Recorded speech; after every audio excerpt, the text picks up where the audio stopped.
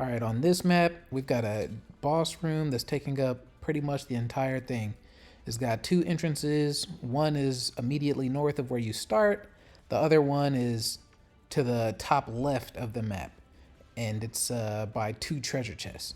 So out of the two entrances, if you're choosing just one, I think the first entrance is the easier one to go through, just based on how much space you have between you and the enemies and how much time you have to deal with them. I think it also aggroes fewer enemies as well.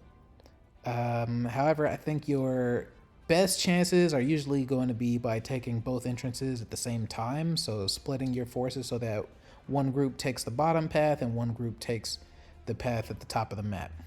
That being said, my strategy for this map, this being my first time on this map and not knowing how things were going to play out, was to knock down the upper left wall and lure the enemies out. There's a hallway on the left of the map that acts as a choke point. It's got like one tile across.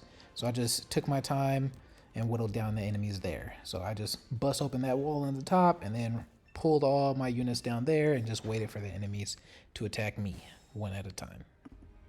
Here goes. So to start things off, I'm just going to immediately engage with the Leer. Then I'm just going to kill this first armored enemy with my rapier.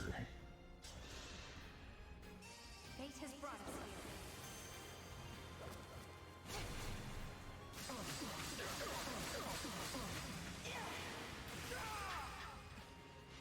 Dream well.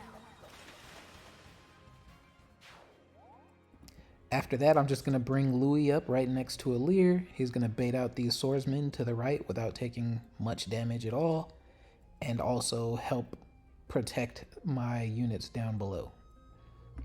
Then I'm just going to focus on these swordsmen here to the west of my starting position. As long as you keep your units out of range of the axemen above this area and that little hallway to the north, they are not going to attack you and they're not going to move. They're just going to stay right there. So don't worry about them as long as you're in the correct position. So I'm just going to set up a kill on this guy by attacking with Alfred and then Vander next.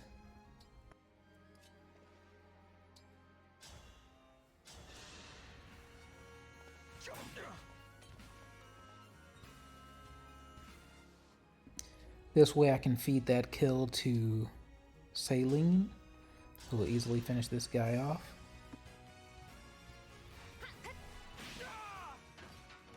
I will not forget your loss. Now that he's dead, I'm safe to move up Clan, who I can chain guard with. That'll just protect Alfred and Van. And now I can move up Etier to bait out this archer up here. So with this positioning, I can take out the swordsman to the left, the swordsman to the right, and that archer without having to worry about that next group of enemies just yet. So in enemy phase, the enemy archer is going to push up on Etier.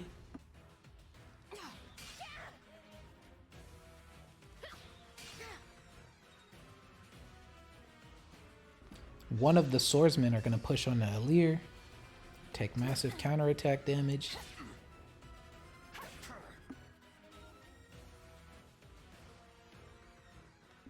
And the two swordsmen on the west side are going to push into Vander. This is probably because he has an axe, so he can get broken, but it could also be because they get the terrain bonus for standing in those pillars. Not sure which one the AI prioritized here. Either way though, Vander tanks it pretty well, of course.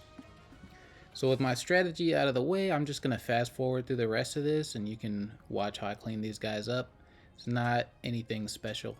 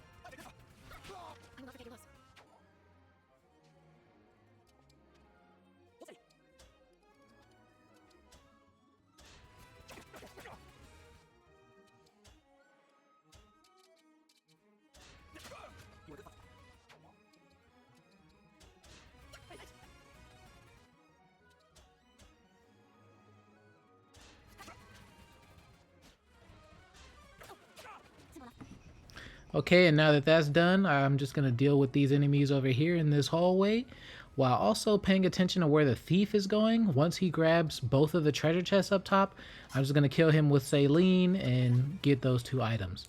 The reason why you want to wait for him to grab both is so that you can just kill him and get both. It's just a lot quicker than actually opening each chest individually if you were to kill him ahead of time, or killing him after he gets one chest and then getting the other one. Either way, it's faster to just let him get them both.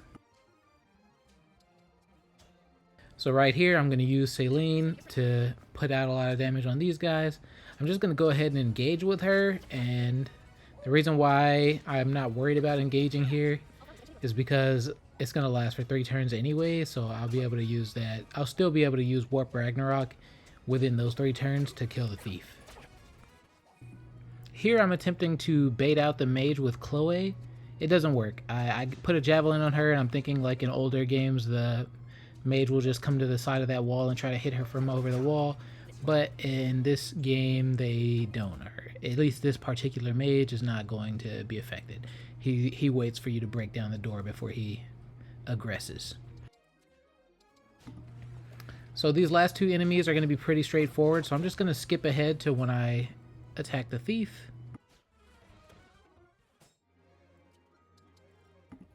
So now we're going to get this guy, and you'll see that I get both of the items, Armor Slayer and Obstruct. Great. Now we're finally going to destroy this wall and start fighting all the enemies in the boss room. They're just going to pour out of here and start following me into this hallway where I'm just going to pick them off one by one. So I'm just going to skip to that point. Alright, so now you can see my strategy. To finish this up, I'm just going to attack these first 2 guys and move my units in the way to block the path so they can't come in, and they'll have to fight me with 1 melee user and 1 ranged user at a time per turn. That's going to be pretty straightforward. After that, I'm just going to run through each of these enemies one at a time, and I'm going to move on to the boss. So rather than bore you with all of those turns, I'm just going to skip ahead.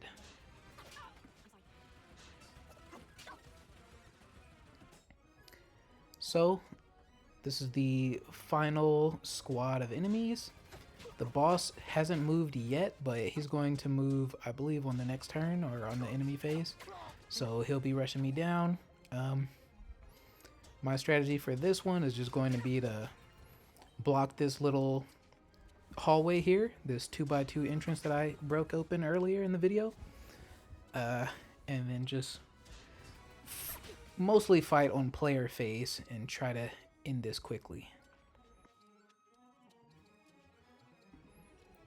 So yeah, I'll say again, just in case you've forgotten after all this time, but I do recommend splitting your forces and attacking from both sides. That just makes this map way quicker and, in my opinion, a little bit easier.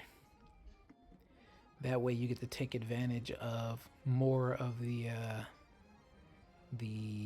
emblem refilling tiles, those blue circles on the floor, I forget what they're called. But yeah, and then you just get to use more emblems, more super, or, you know, more engage attacks and do a lot more damage.